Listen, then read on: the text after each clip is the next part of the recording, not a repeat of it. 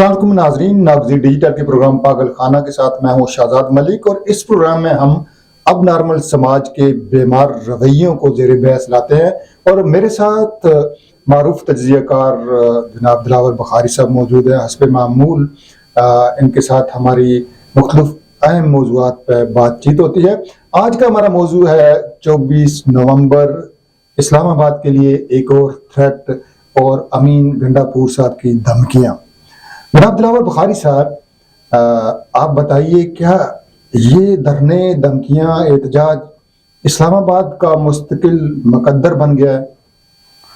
بہت شکریہ شہزاد صاحب۔ میں یہ سمجھتا ہوں کہ ہر دور میں یہ، اگر آپ آج کی بات تو نہیں ہے کہ یہ طاہر القادری صاحب کے دھرنے سے لے کر آج تک جو دھرنوں کا ایک سلسلہ اسلام آباد کی طرف جاری اور ساری ہے، میں یہ سمجھتا ہوں کہ یہ بڑی بدقسمتی ہے ہمارے اسلام آباد کے لیے اور راولپنڈی کے رہنے والے لوگوں کے لیے کہ جہاں بھی کوئی معاملات ہوتے ہیں تو وہ دھرنا جو ہے اسلام آباد کی طرف رخ کر جاتا ہے۔ اور میں یہ سمجھتا ہوں کہ یہ ہمارے جو اداروں کی کمزوری ہے، ہمارے جو سیاستدانوں کی کمزوری ہے، بجائے کہ جو یہاں پہ اپنے اپنے علاقوں کے اندر جو ہے نا اپنے اپنے صوبوں کے اندر دھرنا دینے کے بجائے وہ اسلام آباد کا رخ کرتے ہیں، اور جو ہمارا اسلام آباد ہے وہ لوگوں کے لیے عذاب بن چکا ہے۔ ہر 15-20 دن کے بعد یہاں پر جو ہے نا دھرنا کی کال آ جاتی ہے اور روڈ ساری بند ہو جاتی ہیں، کنٹینر لگ جاتے ہیں اور لوگوں کا کاروبار، لوگوں کا جینا محال ہو جاتا ہے۔ میں یہ سمجھتا ہوں کہ یہ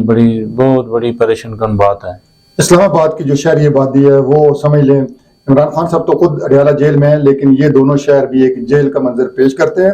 مشرف صاحب کی جو ڈکٹیٹرشپ تھی، اس کے خاتمے کے بعد جو جمہوری ایک دور شروع ہوا، کم و بیش 15 سال کا یہ جو دور ہے، اس میں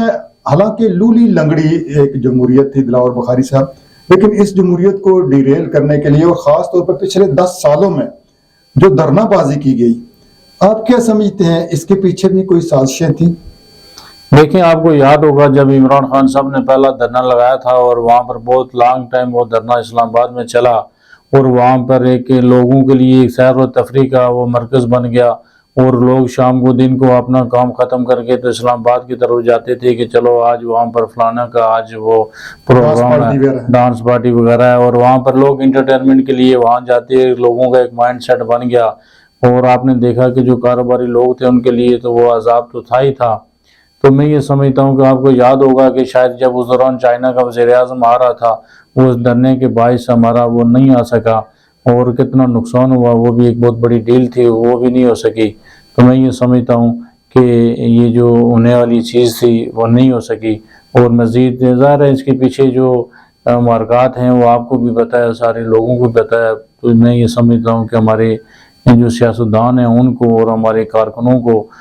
یہ چاہیے کہ اس چیز کو لازم اس پر سوچیں کہ یہ اس کا مطلب کیا ہے اور اس کا مقصد کیا ہے۔ دلاور بخاری صاحب، جو بچہ 2001 میں پیدا ہوا، 2000 میں پیدا ہوا، 2002 میں پیدا ہوا، اس نے پچھلے یعنی 10 سالوں میں جن بچوں کی عمریں ابھی 20 سے 25 سال کے درمیان ہیں، جو لوگ 20 سے 25 سال کے ہیں، انہوں نے پچھلے 10 سالوں میں جو تماشے دیکھے، جب ان کی شعوری بلوغت شروع ہوئی تو انہوں نے پنڈی اسلام آباد کو جس انداز میں دیکھا، آپ کیا سمجھتے ہیں اس جنریشن کی ذہنی صحت متاثر نہیں ہوئی ان تماشوں سے؟ دیکھیں جی، میں یہ سمجھتا ہوں کہ یہ بہت زیادہ متاثر ہوئی ہے۔ بچوں کی سکولوں کا معاملہ بن جاتا ہے، اور بے شمار لوگوں کے اگزام ہوتے ہیں، ان کے اگزام کا ایشو بن جاتا ہے، بے شمار لوگ ہسپیٹل میں جا رہے ہوتے ہیں، ان کا ایشو بن جاتا ہے، لوگوں کے ڈیوٹیوں کا ایشو بن جاتا ہے، کاروبار کا ایشو بن جاتا ہے، کتنی بے شمار لوگوں کے آئے روز دن کے کام میں ان کا ایشو بن جاتا ہے، جس کی وجہ سے لوگ ذہنی مفلوج ہوں گے، نہیں تو کیا ہوگا۔ دلاور بخاری صاحب، ابھی جو ہمارے گنڈا پور صاحب ہیں، ان کی جو زبان ہے اور ان کی جو دھمکیاں ہیں، کیا یہ ہمارے سیاسی کلچر کا مستقل حصہ بن چکی ہے؟ اور دوسری بات یہ ہے، ایک طرف تو یہ نام نہاد انقلاب کے لیے دھرنے چل رہے ہوتے ہیں، اور بیہائنڈ دا سین اسٹیبلشمنٹ سے مذاکرات بھی چل رہے ہوتے ہیں، یہ بہروپیے کئی روپ میں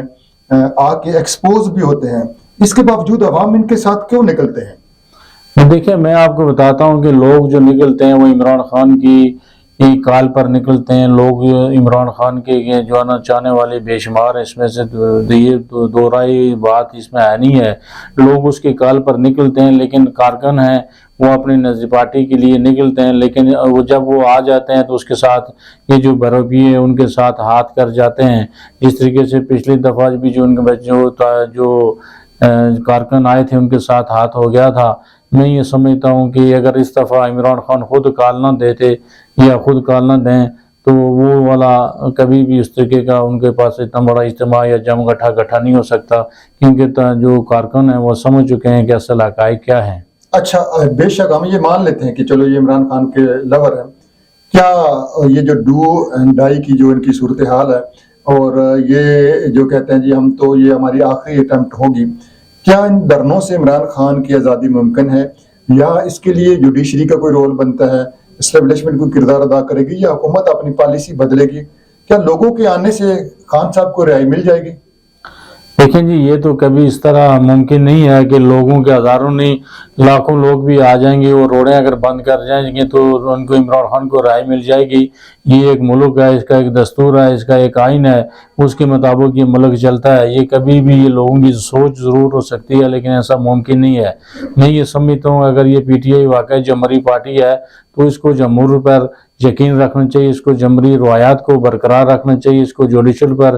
پورا اعتماد کرنا چاہیے اور جوڈیشل کے ذریعے اس کو جو ہے نا اپنے آپ کو کیسز کے ذریعے، اس سے پہلے بے شمار لوگ کیا گرفتار نہیں ہوئے، آصف علی زرداری نے جیل نہیں کاٹی، محترمہ بینظیر بھٹو نے جیل نہیں کاٹی، نواز شریف نے جیل نہیں کاٹی، کس نے نہیں کاٹی ہے؟ سب نے جیل کاٹی ہے۔ اس کا مطلب یہ ہوا کہ جب ذوالفقار علی شہید کو ایک ڈکٹیٹرشپ کی وجہ سے اس کو شہید کر دیا گیا تھا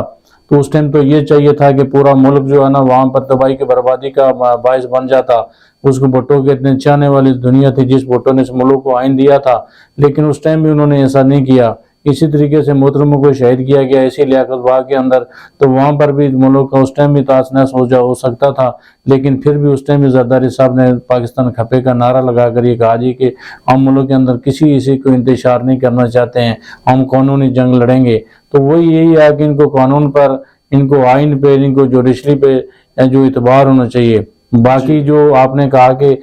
جو ہے نا ہمارے اداروں کو، میں یہ سمجھتا ہوں کہ ادارے بالکل اس دفعہ بالکل پراپر طریقے سے تیار ہیں، ٹھیک ہے۔ ابھی جو اس دفعہ جو کرے گا، جو آئین شکنی کرے گا تو اس کو یہ منہ توڑ جواب دینے کے لیے ہماری فورسز بالکل تیار بیٹھی ہیں۔ جی بہت شکریہ جی دلاور بخاری صاحب، بے شک آپ نے بجا فرمایا کہ ذوالفقار علی بھٹو کی شہادت سے لے کے بینظیر کی قید، زرداری صاحب کی قید اور پھر میاں برادران کی قید، دیگر سیاسی رہنماؤں کی قید جو تھی